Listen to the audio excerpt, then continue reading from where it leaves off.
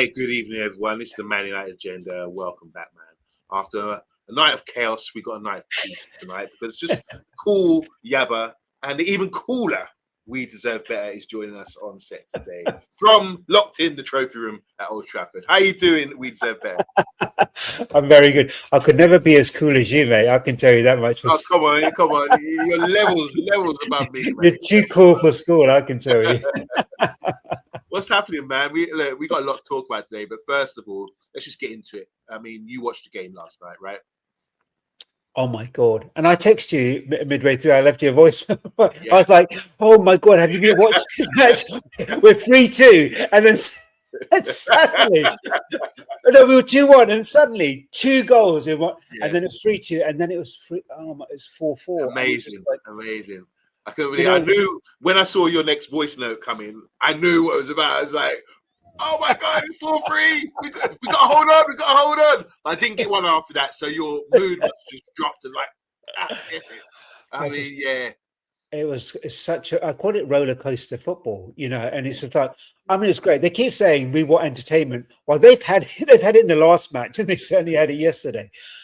There's so much. I look at it as a glass half full. There's so much I liked about that game. There was lots I really took from it, and there are things that we need to do better. You know, midfield is always going to be an issue for us. Free moves, they split us up, and they're in on goals. So midfield is always going to be an issue. We always knew it was going to be an issue. Reinforcements will help that, but the attack play, the link-up play, exquisite at times. I was salivating that first 26 minutes. Just amazing. It was, wasn't it? And that's without Xisco as well in the team. Yeah. Just saying, because on the Man United agenda, you're part of the family now. We Deserve Better. We've got a split in the camp. You're either in the dark side, or you are a Jedi. And a Jedi means like myself, who's quite positive, still think everything's okay, and haven't turned to the dark side yet. But then you got guys like Column, Rebel, Mr. B, and maybe now even Rio, who I saw that. The dark side, yeah. So, just so I feel a bit more comfortable on the show, I need to know where you at. You can't put me in a box. You know what? You know what's really interesting about this Man United team? You can ask me that question, and I will give you a different answer depending on what time of day it is. Yeah. Because this club takes me on a roller coaster ride. I take it game by game now, and what I've done is I've taken away some of the managerial noise, just so I can start enjoying the games again, because otherwise you're kind of fixed with that kind of worldview. I'm really happy to be proved wrong. Prove me wrong. Get this right. Make us win. I'm happy with that. Do I want to be right or do I want to be happy? I just want to be happy. But I think we deserve better. It's a great attitude to have, but do you understand why United fans would have expectations that high, wouldn't you, based on the last 30, 40 years, right? Yeah, of course. Look, we had 2 decades where we didn't fall out of the top 3. 2 decades, top 3 was at it. It was either 1, 2, or 3, and most of the time it was 1, right? And then it was 2nd, and we were devastated when we didn't win the league. Right? So it's kind of like we have fallen so far, and I think the problem we all have is that when there's petulance from players, you kind of look at that and say, right, that needs to be rooted out, all right? But when there's petulance from your manager, it doesn't bode well. And I've said this before, it really hurts me when a manager says, I'm ready to go, when he's only been here for a few months. I don't want that. I want a manager with a really firm character who stands. Sorry, I'm going to have to pause you there because that's a spoiler alert. We are talking about those sort of topics today. This is just the introduction. Sure. Let's say hello to the guys in the comments, first of all. From both of us, by the way. We've got Stephanie Griffiths in the house. How you doing, Steph? And anything you want to say to these guys? Obviously, you're from their hometown of the comments, aren't you? Hello, beautiful. Oh, you got a little glow around you. Big up to Matthew Bassett, all the way from Birmingham. Matthew, how you doing? You didn't tell us, Matthew, how you got on the weekend and how your club's going. I've neglected you lately. How is your Sunday football going? I hope you're doing well. Stephanie Griffiths again. Thank you for the love hearts. Got Luca, in the chat. Talks Dons. Big up to you. Big up, Luke. Your own channel. Make sure you go and follow Luca Talks Dons. Smaller club and backing them all the way. Yeah, little evening Steph as well. 4-4 was mad. Yeah, we're going in. We're just talking about the aftermath today. So hang around, man. Let us know what you think. Just recovered. Guess who was on the tables? Had too much to drink last night. Big up. And we've got RD United TV. Rich, I also know this, aka Rich Sports. Rich, how you doing, man? How you doing? You had our fabulous guest on last night, and make sure you check out that show, guys. And make sure if you're not subscribed to Red Devils United TV, make sure you go and subscribe to them. I endorsed them. The Man United Agenda endorsed them. I'll just tell you a quick backstory to this. As soon as the Man United Agenda started a few years ago, we're part of a little community, as you know, and Rich has always been a real support to our channel. And, he's a top man. Yeah, top guy. And guys, we endorse him. So please, he's like a cousin to us. Make sure you go and subscribe to Rich Sports, aka Red Devils TV. You might even find our very own We Deserve Better and famous familiar guests on there as well. We've got Yeah, but I am your father. Come to the dark side. Don't do it to me, Stephanie. Don't do it, man. Who else we got? Who's saying hello? We got Devon Lindsay. How you doing, man? Big up, fellas. Everyone in the chat. Hope you're doing well, Devon. Nice to see you, and hope to hear your contributions because everyone's got a piece to say. And I just had to stop We Deserve Better from sort of piping in before we actually give away what we're trying to say here. So Matthew Bassett, we asked him what happened. It was a free draw, just like Man United. Exciting. I'm going to go watch Sunday football from now on. You get games just like we had yesterday. Obviously, guys, Mr. B will be with us in the chat very soon as well. But we got a few topics today. Obviously, in the news, I don't know if you noticed, there's big story about Bruno Fernandes. It's the guy who's really worked hard to stay, to be at Man United. He's probably been our best player for the last 5, 6, 7 seasons, ever since he's arrived. Before we go into detail, I mean, what's his legacy like to date? We Deserve Better as a player. Just combine everything and give us a little summary about Bruno Fernandes at Manchester United. The good, the bad, and the ugly. How do you feel about Bruno Fernandes? Because I'll just say this before you do. I think he's been our best player since he's arrived at the club. Impact, world class, and he deserves to start every single game.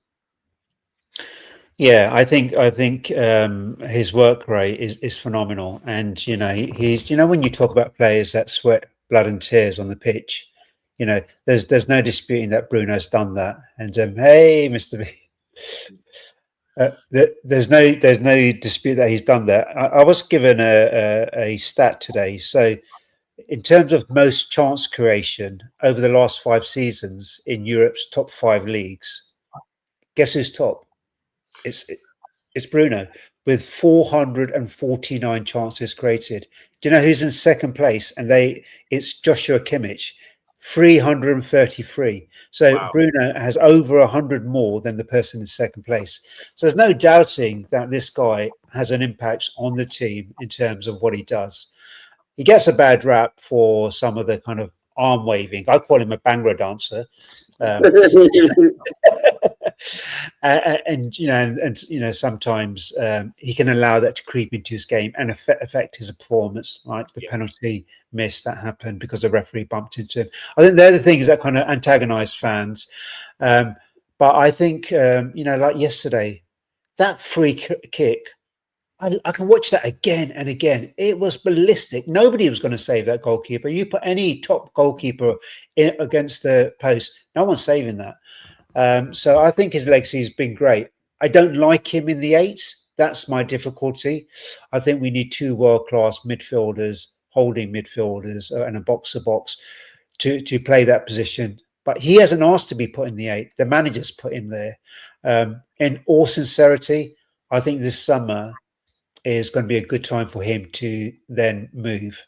And I think to either protect his legacy, or if the formation changes and we go to a 4-2-3-1, then he stays and he's got a place in a 10. But yeah, that's how I see Bruno. I think he's been great for us for the last 5.5 years.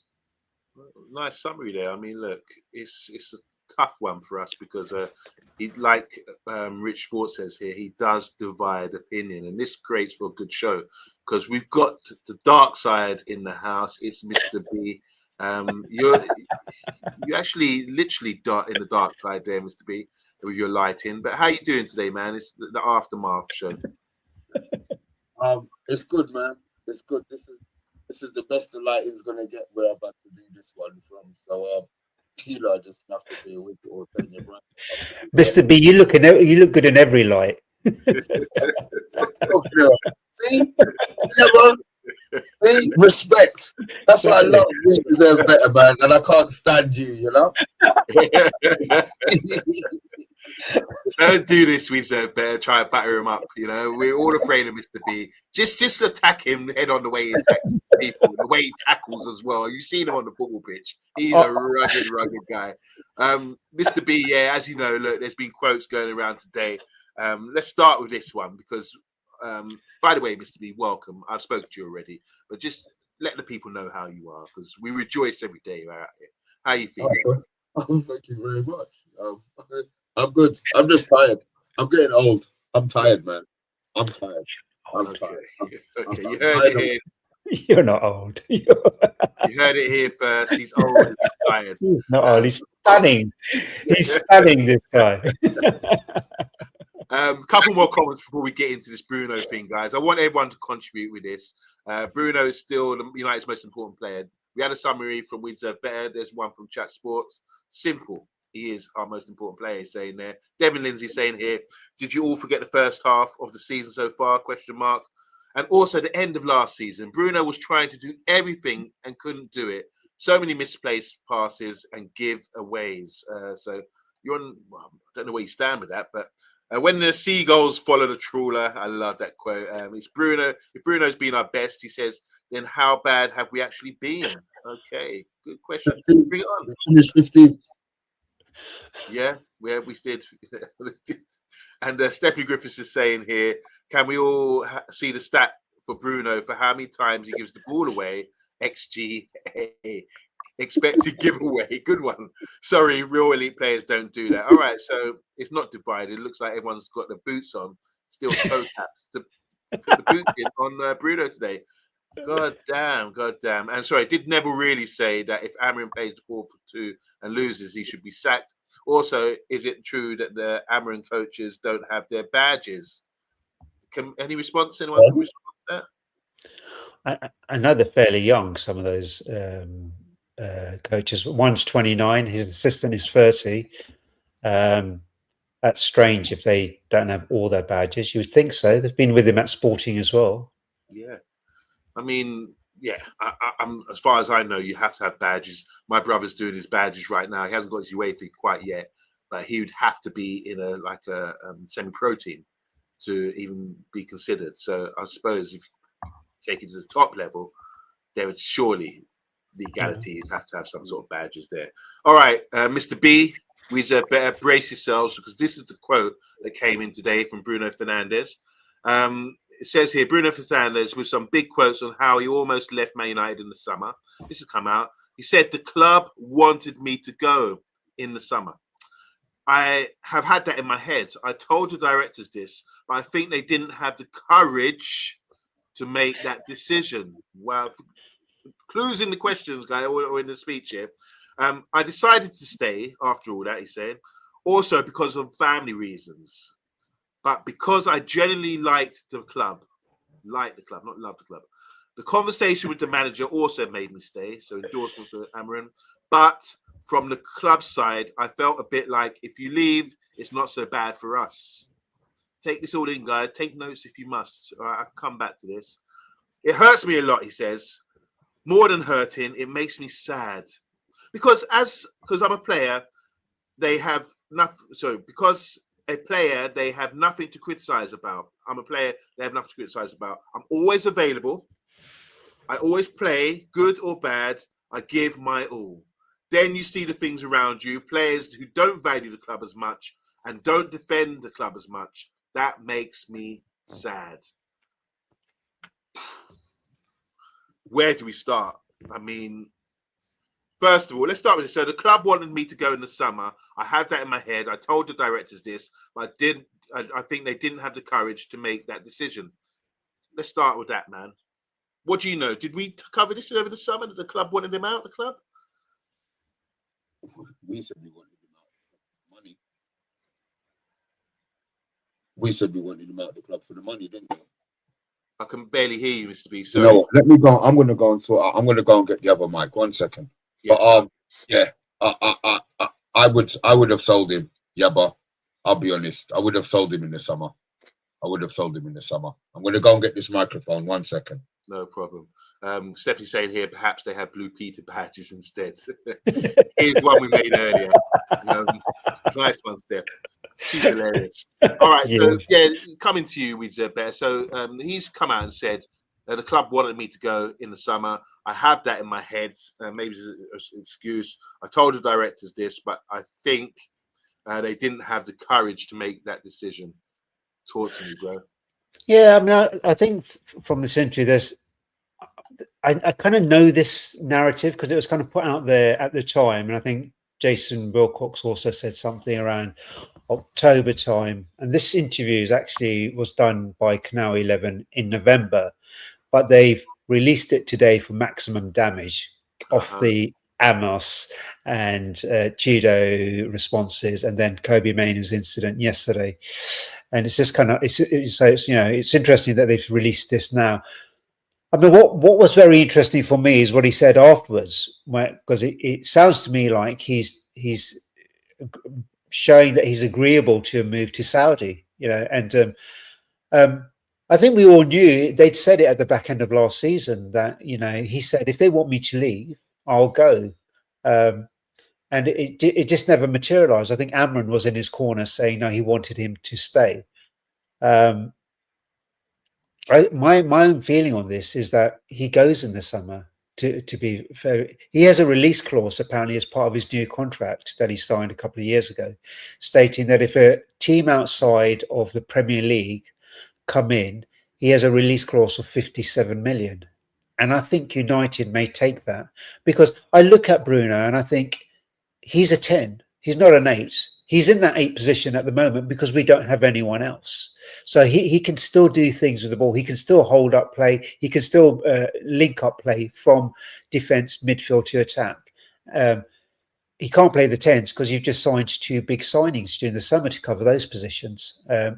And we have Mount and we have Xerxes. So they have a plethora of players in that position. So I think he goes in the summer unless they change the formation and have 3 10s, a left, a centre and a right. Then he fits in. It was the interest. Can I read the other comments that he said about? Yeah, I've got them here. So basically he says, if one day I have to play in Saudi Arabia, I play in Saudi Arabia. My lifestyle will change. My children's lives will be sunny after 6 years in Manchester with cold and rain. I don't know if there's a ha-ha in that comment, but he's saying, I'll be playing in a growing league with recognised players. That's what he told Canal 11 TV again. Is that the quote you're talking about? Yeah. So that's combined with the other quote. So, really interesting, like the comments come out because everyone's jumping on his back. And you started the show, Ouija, by saying how much you endorse him and how much of a valuable player he's been towards us. But it seems like you're quite happy for the club to let him go in the summer, coming summer. You're not trying to dig your heels in the fight to keep him. No, I think he's done really well for us. I don't like him in the 8s. I think if he does go, I think Cunha, I said this on the stream yesterday, Cunha and Mbumo were the main men at their respective clubs. So I think they'll step up. I think the team changes. Because then you have 2 midfielders making sure that we don't get run through. So I think the way the team plays changes. And I think then the 10s, you've got Mount, you've got Cunha, you've got Mbumo. If Bruno would stay, he would have to be a rotational 10. I don't think he stays for that. I think Bruno only stays if you play him every single week. Otherwise, then you have another headache in the dressing room. So I think he goes, and I think he goes with a kind handshake. I think it's kind of like, thank you so much for what you've done. And I think we then move on to the next iteration of what Manchester United looks like. Wow, I'm kind of shocked by that. Mr. B, are you back with us? Can't hear you, but you're muted. No, it's because the mute. Motherfucker, man. Is that better? Yeah, Okay, much better. Okay. So you've heard the quote, Mr. B. I mean, look, he said the club wanted me gone in the summer. I've had that in my head, and I told the directors this, but they didn't think. But I think they didn't have the courage to make a decision. I mean, I asked you before you disappeared about did we discover this, and you're saying we did. Maybe we didn't. Oh, we did. Maybe we didn't. No, we probably skipped over it in the summer because it was all, it was 100 million. Really, that's what we were looking at. Right. In the summer, when the rumors came out, but yeah, I don't think the board was strong enough. A club like Chelsea would have said the players got to go. We want the money. The fact that Amorim is the one who decided to keep him probably is a bit more understandable why Bruno plays every minute of every single game. I think he feels obligated to Bruno to play him. Really? Yeah, I do. Like we deserve better. I do think he's gone in the summer just because there's times to make quotes and say quotes, and he didn't have to say anything now. He's not away on international duty. It's not a break, a Christmas break where he's away for 2 weeks. He's actually playing again with us on Monday. So I think he's put it out there now. That gives the fans, the ones who want him in, that gives them 6 months to fret. And the ones who want him out are probably going to be out there rejoicing, thinking that he will be gone. I think he will be gone.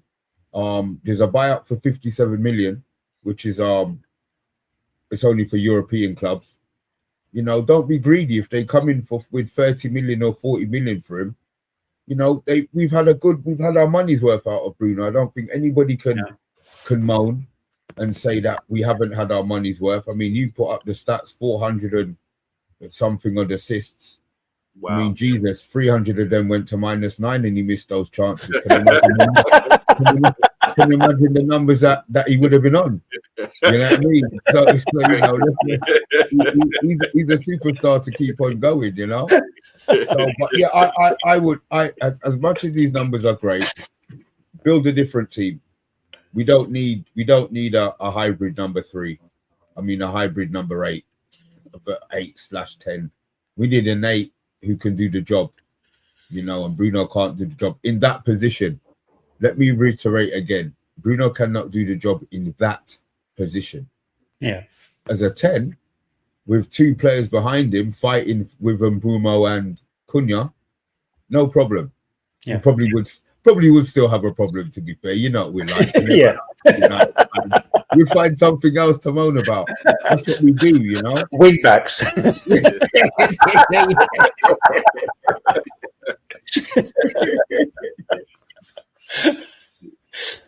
All right. What about you, Yaba?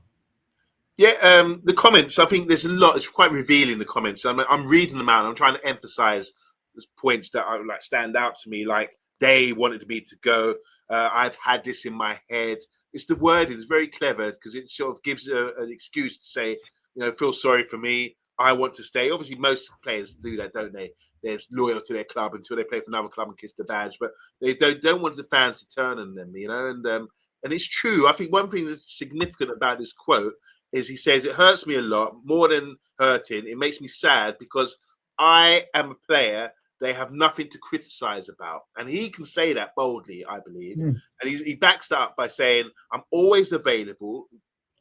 Listen, have you ever known a player more available than Bruno? Week in, week out, in the high demands of the Premiership. How fit must he be? And he must have some sort of magic spell on him not to get injured, because most players would suffer some sort of, injury spell or something like that. It's amazing, his record. I don't know if it's one of the best records, I believe, if you talk about since he's arrived at the club, about playing games, consecutive games, compared with anyone in the top 5 leagues. It's quite really demanding, and he's never injured, rarely injured, or out, whether he's suspended. So I think it's a remarkable stat that he's got there. He says, I'm always available. I always play, good or bad. Yes, he always plays because he's a top player. And I give my all. Then you see around you players who don't value the club as much and don't defend the club as much. That makes me sad. I mean, I back him with that, man, because how disheartening is it that you give your all, your prime years of your playing career to a club that hasn't achieved any major trophy while you've been there? You could have gone on and played for a bigger, or a club with performing better. Do you understand what I'm saying? But you decided to stay and sacrifice yourself to Man United Football Club only for fans like Mr. B to turn on you. I'm joking, Mr. B, by the way. To turn on you and boo you because you throw your hands up in the air and everything else, failing to look at his availability, his work ethic, his captaincy, his leadership, and his talent, as we witnessed last night with that free kick. I'm a Bruno supporter. I think we will miss. It's one of them ones where you're going to miss them when they're gone. That's how it's going to be. You know, you might argue with your partner or something and say, I don't need you, and think the grass is greener on the other side, and you end up with some, fucking hate trollop or whatever. You think, oh my God, then you see your missus, looking fine and all that kind of thing, and you think, oh my God, and you try to win about it, you can't. And I've seen it so many times with like players like Greenwood and Rashford. When they're gone, you're not going to get them back. So appreciate the quality while they're here. That's how I feel about it. I was going to say, never had that problem. Well, look, let's go to some comments, man, because the guys are talking. And big up to everyone in the chat, by the way. I hope everyone's doing well. Where I was going to pull up about the badges. There was an issue about the badges. I'll come back to that in a sec. But here we go. Heard that Amorim wanted Bruno to stay. That swayed him. Yeah, just touched on that. So if Amorim walked after the Europa final loss, we would have been looking at a new manager and captain. What Europa final loss? Does that make sense? I don't know. I thought we lost under someone else. Oh, so of course we lost under Spurs, wasn't it? Yeah. Sorry, I forgot that was Amorim. My God, so what am I thinking of? Here we go. Eddie Football Waffle. How you doing, Eddie? Make sure you subscribe or follow him. I don't think he's doing shows anymore, but he's one of the friends of the channel. He says, agree with Mr. B. Also, why do these guys keep leaking stuff to the media? Is it policy to have soap opera at the club every year? It's not even every year, it's every week. It's every day. It's part of their contract, I think.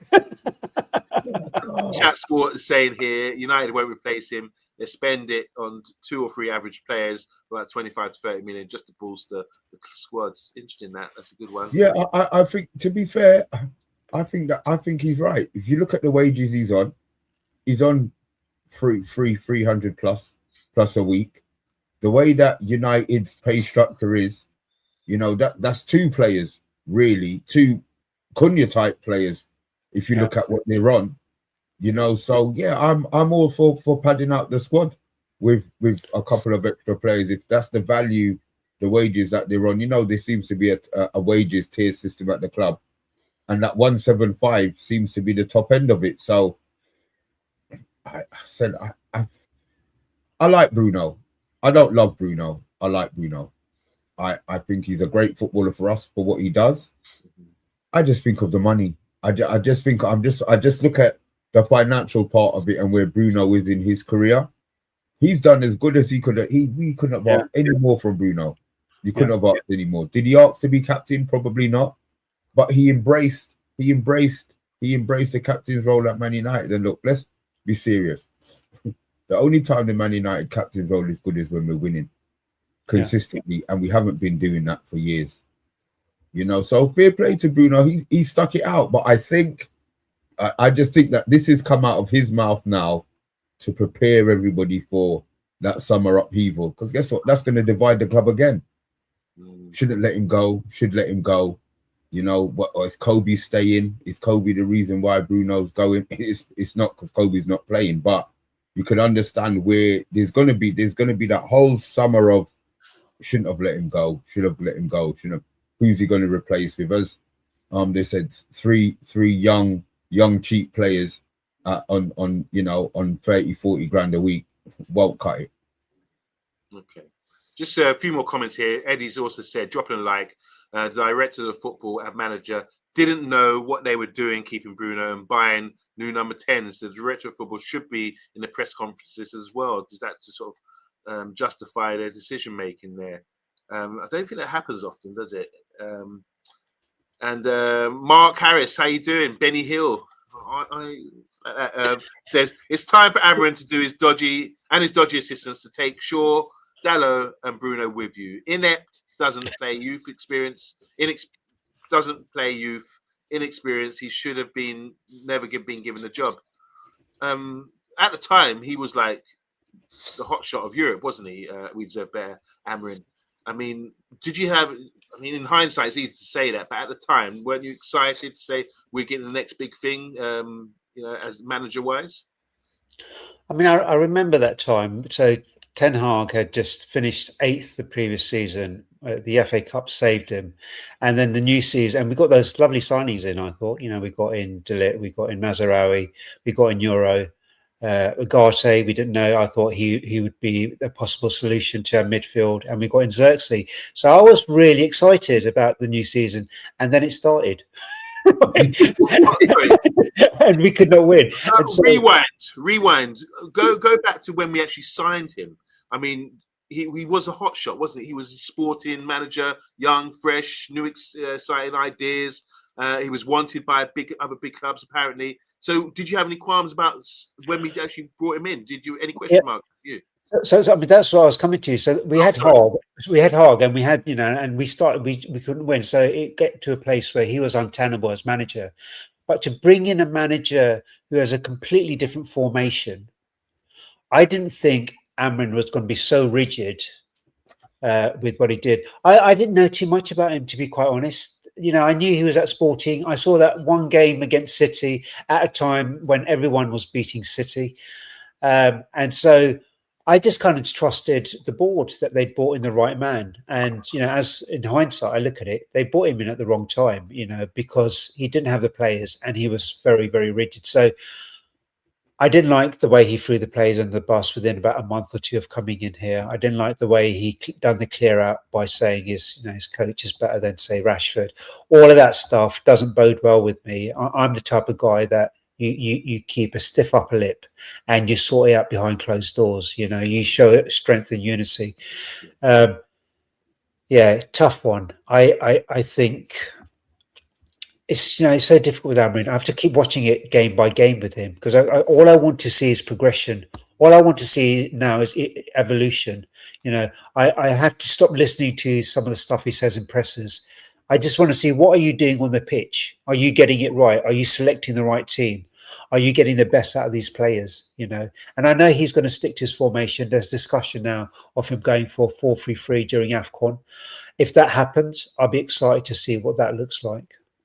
I mean, how realistic is that? I mean, this is a guy who's kind of rigid with his system. He's never considered bowing to the pressure and changing his formation. But even in The Athletic, I read an article that there's a question mark that maybe he could adjust things slightly with the formation side of things.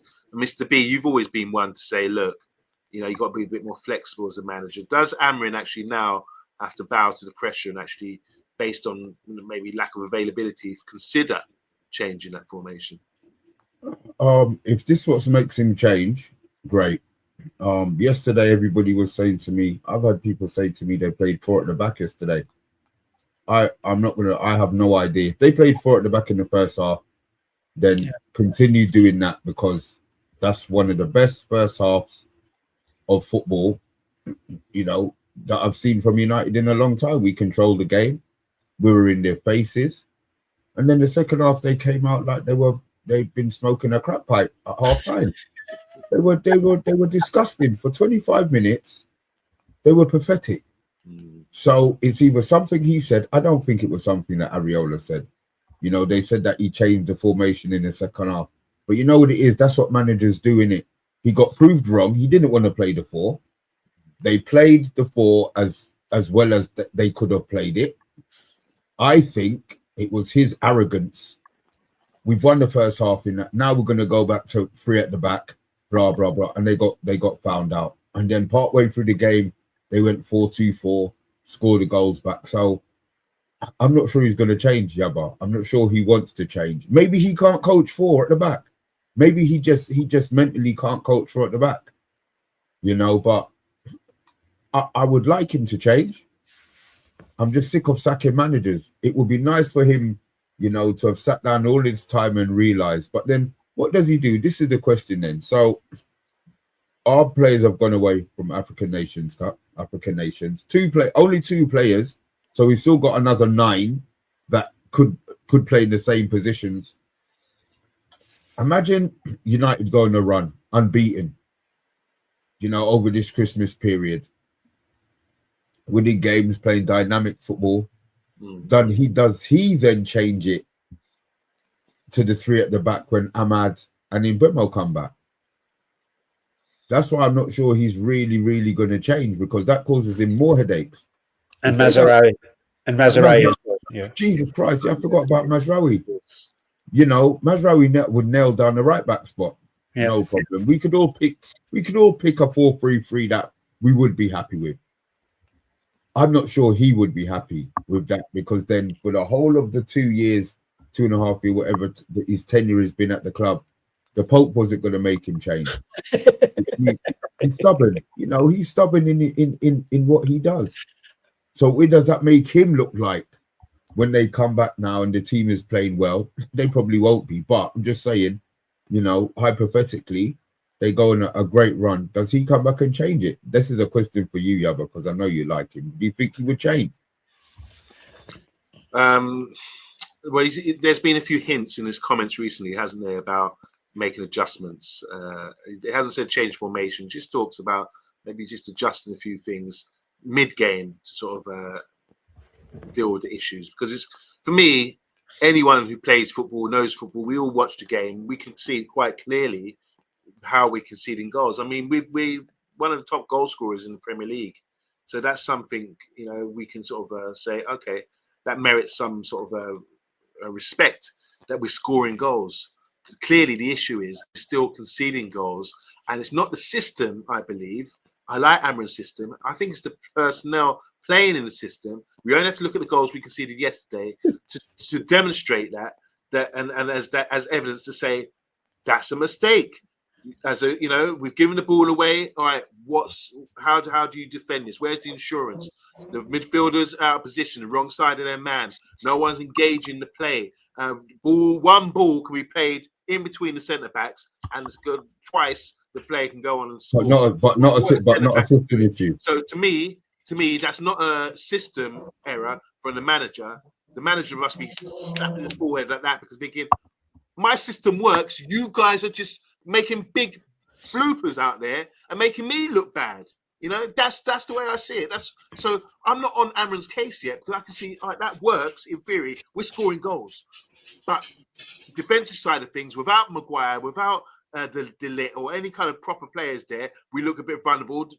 Yes, 2 balls played in between the lines of the centre backs, and they've got there first and picked up. Where's the centre backs there? What are they doing? You know, they're supposed to be positioning themselves and closing things down and closing the gaps, and, you know, kicking the ball out of play, you know, whatever, and stopping balls being played down those areas there. That's so simple, so basic, but we're making it look so hard. And then the 2 centre midfielders twice have let the play get ahead of them, and they're chasing back. One had to give a free kick away outside the box where they scored, and Bruno was made bend in his run when he could have just run backwards in the first place for, I think, the first goal. So there's issues there for me that suggest it's not the manager. If you've got players in place who know what they're doing with their job, we'll be scoring goals. That could have been a 4-1 game or 5-1 game to us. That's my issue with it. That's why I just want people to understand, if you're watching the game of football, to understand these are clear player errors, and the system, it's got nothing to do with it.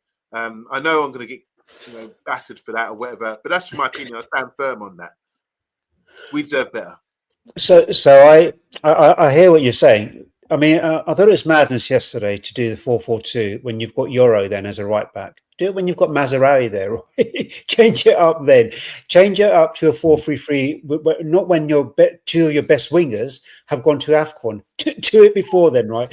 So look, I've never been a fan of a 2-man pivot.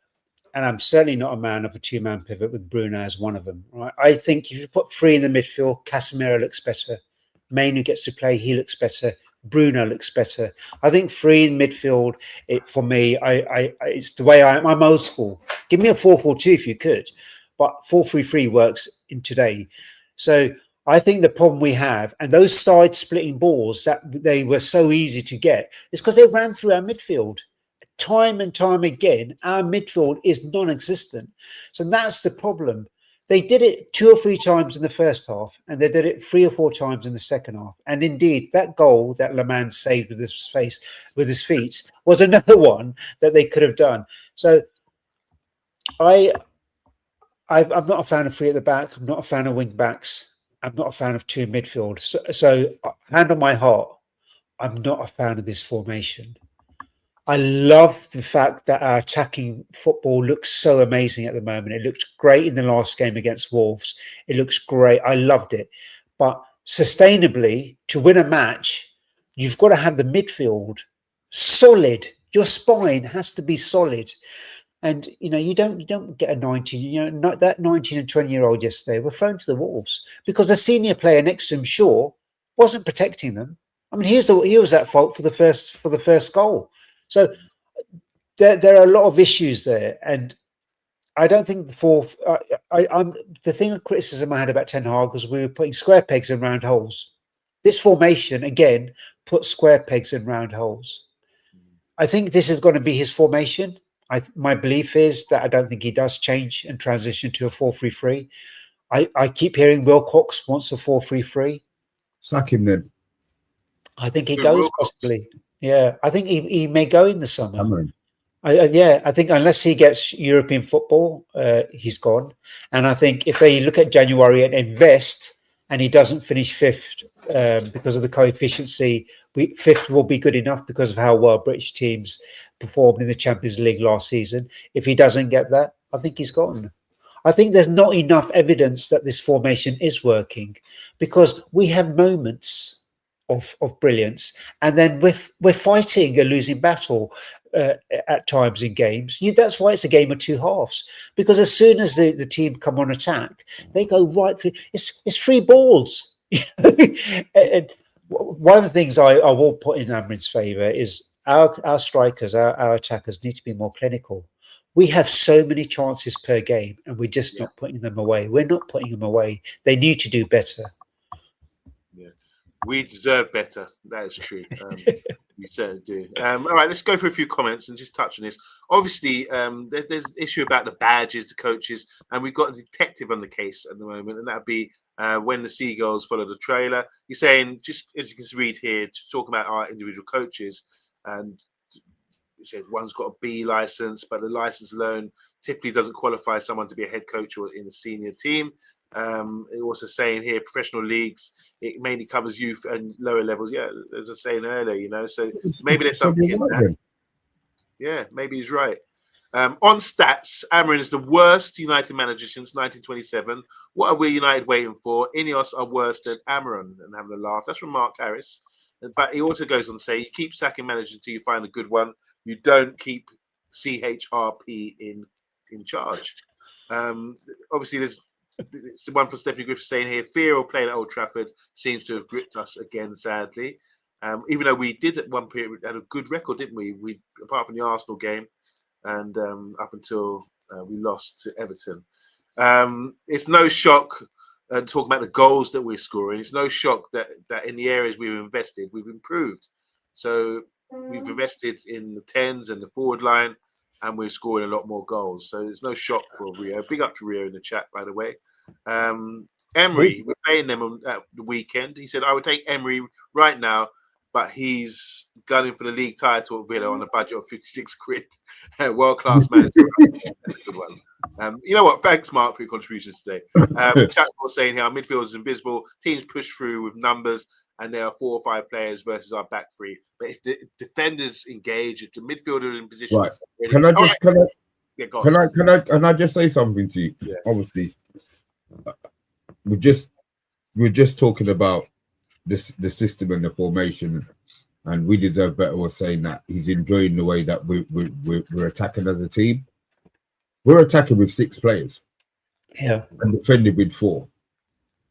That's why we're getting done on transition. If we can keep the ball in their half, if we're perfect, we will score goals. But our team's not perfect. The issue we have is, I feel, is the Casemiro position. No team, I mean, you talk about rest defense, Yaba. They consistently the rest defense is consistently 3-1. It's not 3-2. And maybe that is where it is, where the problem is defensively.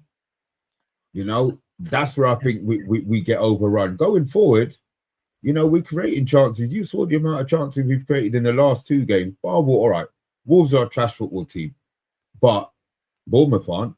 And we still created, you know, a fair amount of chances against Bournemouth. But we're conceding goals. We're conceding. Should we have conceded 4 goals against Bournemouth? Really? Right. There you go. It's the chances that are being created. And this is, as much as you say system, managers work out gaps on the pitch to exploit. And I think when we're defending in a 3-1, when teams catch us on the counter and on the transition, there's so much space for the opposition players to operate in. They don't have to be coached sensibly, half sensibly to sit in that space, ball over the top, ball run through the centre. What did Bournemouth do the second half? As soon as they came out, all of their players ran at our players. They didn't try and pass round them. They picked up the ball and ran straight through the centre of the park. Yeah. Why? Because that's where we've got the space. That's why I think if he could maybe tweak it to a 3-2 in a rest defence instead of the 3-1, maybe it could work a little bit better. Anything to add to that, with better? I mean, yeah, now it makes a lot of sense, and I think that's the problem. And I think we were kind of, when De Ligt was playing, he would go up and pivot alongside Casemiro. That's still not a 3-2 on the build up. Yeah.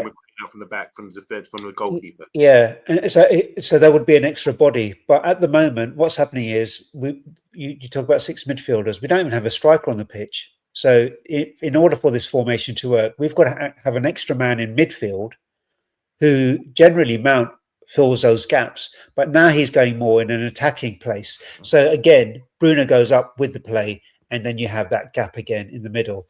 So that's the issue. We don't have a number 8 who is doing his defensive duties. Although Bruno will protect corners and saves us from corners, and I've seen him do it time and time again, and he's generally the first man back to try and win a ball. He's not putting himself in that position to create a barrier for any players coming in. So that's the problem I see, and it's I don't think it changes with Bruno in the team.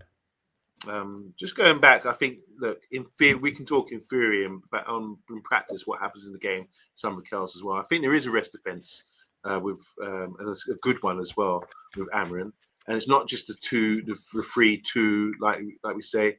It could be that one, if say Bruno breaks his line and goes forward, then one of the wing backs should come in. If the ball's on the right hand side, as it usually is, then the guy Dorgu or Dallo usually cuts inside to defend the half space area. That's what happens, and that's what, in theory, what should be happening. The fact that we give the ball away, you talk about how they're running, like Mr. B said there, that they just had an idea to run at us in midfield. It wasn't the case. We gave the ball away. Then they started to run at us. We gave the ball away. People were out of position, not playing conservative, at 2-1 up in the first half, and at the start of the second half. And then you got players who, if you look upon it on a review, should say to themselves, maybe I should have been positioned deeper and behind the play. So when they're not running away from me, they're having to run into my space. And when that happens, they're going to turn away and play it wide or something, but not through the middle. So I think just be conservative, keep the 2 guys in the middle, because the attacking's gone out of the game today. What happens is people drive towards you. As soon as they come towards you, they play it off. They're not going to try and beat a man like that if you're behind the play, in my opinion. All right, let's talk about, unless you got any more to say about Amorim or Bruno, I want to discuss Kobe Mainoo and his Love Island brother, who came out with a quote on his, he was at the game yesterday, wasn't he? And I just think, sorry guys, sorry. That's all right.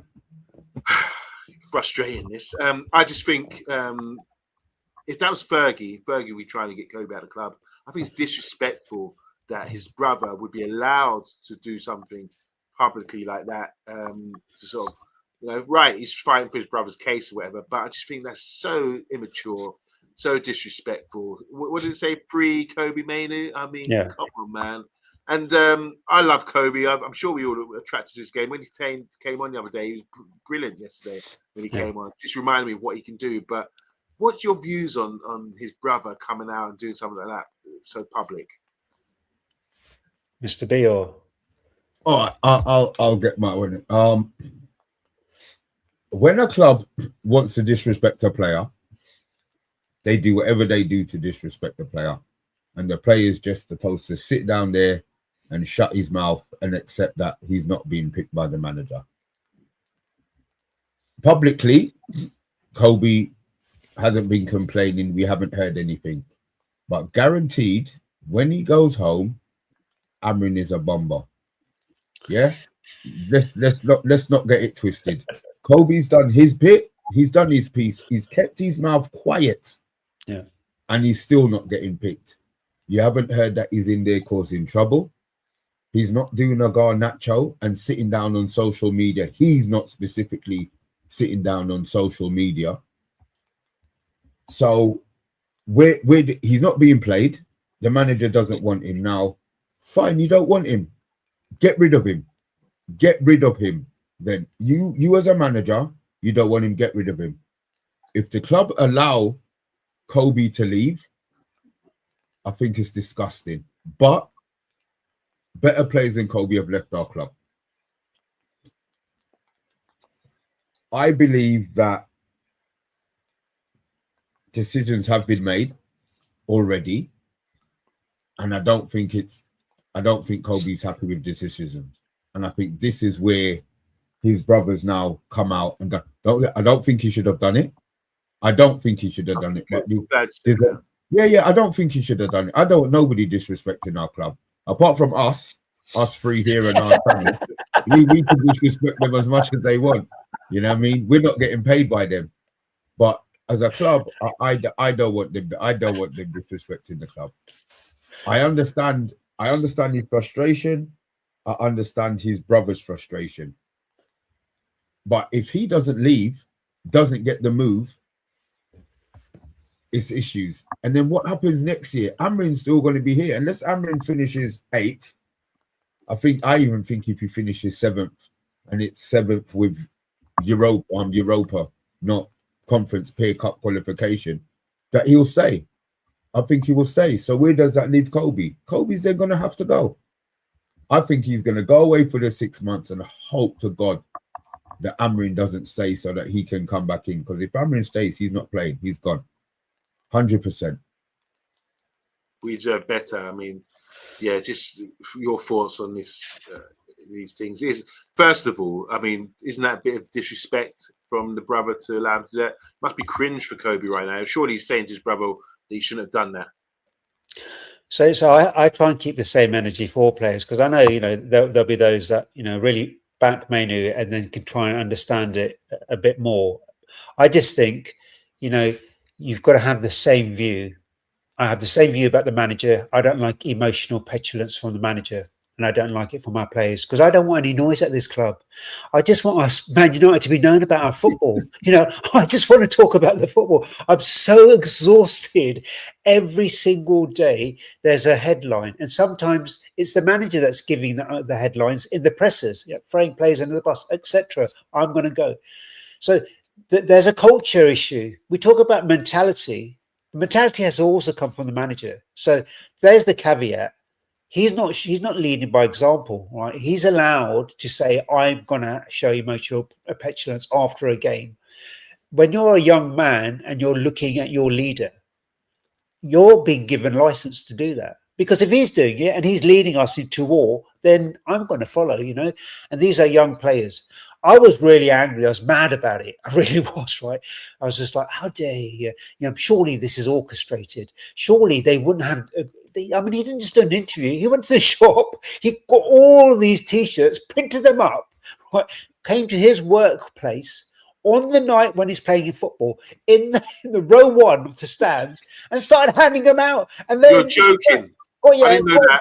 got himself on Insta, and then put the picture up. So it's so orchestrated that a part of me thinks, surely they would have put this past Kobe. Surely this is his career they're talking about. Surely there would have been discussion. But the truth is, we don't know, because the other side of the story is this guy goes on, I don't know, some TV reality show called Love Island. I'm far too old to be watching that nonsense. But apparently this is the type of guy he was, and so this is self-promotion is another thing that's been set out with complete disregard for how this will affect Kobe. The truth is, we don't know. All I want is for the noise to finish on this. We need to take a leaf out of Liverpool's book, as much as I can't stand them, because the way they dealt with the Suarez situation, they are no model club on how to deal with a player. But how they dealt with Salah, he came out, he said everything did. They dropped him for one game. They put him on as a sub. They had a conversation. Did he apologize? Slot said, what me and Salah said is between us. And then it's done. It's dealt with. That's what needs to happen here. I want the noise done with. I'm not going to add more flames to this fire. People can have their opinions on it. People who love Mainu will defend it. People who don't like Mainu, you've given them something.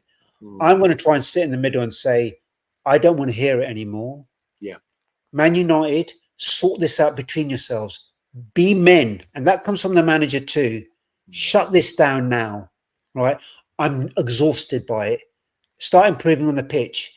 He messed up. Casemiro's got his yellow. His brother messed up. Whoever's involved messed up. Casemiro's on a yellow. He'd be starting the next game. He's been coming off for Casemiro in the last 2 matches. There are mixed signals. He's only here for Bruno's place. Yet he's starting instead of Casemiro. So there's a lot of confusion about it all. But just play the football, man. Do you know what? Us fans, we're done with it. It's so boring to keep having to talk about, he said, she said, he did, she did. It's like being in a playground. Do you know what I mean? Like, give us the football. We've been backing you with all of us, 50 plus years, right? Each of us. Give us the football, through the hard times and the tough times. We protect this club against all the other fans. We've got our own players messing about. We've got our own managers playing about. If you can't sort it out, Amorim, jog on, right? If you can't stop your emotional petulance in your family, Mainu, jog on. Because I don't want that character here. It's simple. Wow, well said. And just to back you on that comment, big up to United Rules. You've had a good few comments in there. I've been sort of noting. This one is the Trump. He says here, the brother just made things harder for Mainu. But Mainu should come out and say he never had anything, grammar, had anything to do with what his brother did. Should he? Maybe he should come out and separate himself, distance himself from that, because it's all over the media, and I think it's just a disrespectful thing. Yeah, but do you think his brother did it without his knowledge? He knew. So it's going to be assumed. We can only speculate, but it would be assumed that he did. Okay. Well, if he didn't, that's going to cause an issue, family issue, rightly or wrongly. I don't know how close they are as brothers. They could be warring brothers. It could be a Pogba thing where they don't get on. Yeah. You know what I mean? And he's out there for himself. I would like to think that it's not. And Kobe knew what was going on. And, I said, we're not there. We don't know. If he tried to stop it or not, he didn't. And it's out there now. So, all right, we've got a couple of minutes left just to wrap up the show. Just want to throw something out to you, both of you. Let's just discuss this open forum. 2 things. If the manager's not playing someone, isn't it usually to do with not training hard enough? That's one. And the second thing is, do you remember when Pep was holding back Phil Foden? And everyone, no one came out with T-shirts then from Man City to say, free Phil Foden or anything, or you're stopping his development and that kind of thing. But why is it? Can we compare those 2 scenarios? So Man just City throw it out. Winning. Sorry, Man City were winning leagues. I think Pep's a different manager to Amorim too. Well said, Mr. B. Yeah, I haven't seen Pep do half the stuff that Amorim's done. And Pep's been there for how many years? So, there's a problem here. When your manager, and I know people don't like hearing it, but when your manager is emotionally petulant, and we've seen it, it gives license for the players to be. That's why I always say, think about what you think. I think this whole Man United team, including the manager, need to go on diplomacy, tact, and decorum classes on a daily basis. Forget weekly.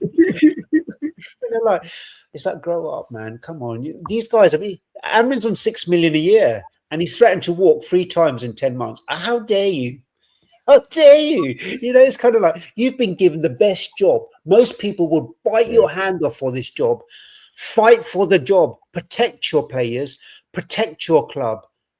And if you do that, then your players can't get away with doing what they're doing. But when you're not doing that, you allow them to do these stupid things. These are young players who are a bit, sometimes they're naive. They don't know the bigger picture of the world. They just want to play football. And if they're not getting it, they're going to have a tantrum. It's kind of like, so sometimes you need to put an arm around a player, right, and say, come on, what's going on?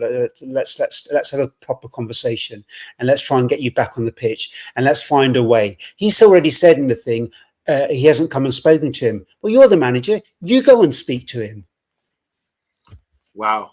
Look, that's the end of the show, guys. We've discussed the Bruno quotes. We've discussed a bit of Mainu as well, and that's the aftermath. But in the coming days, we're talking about Villa.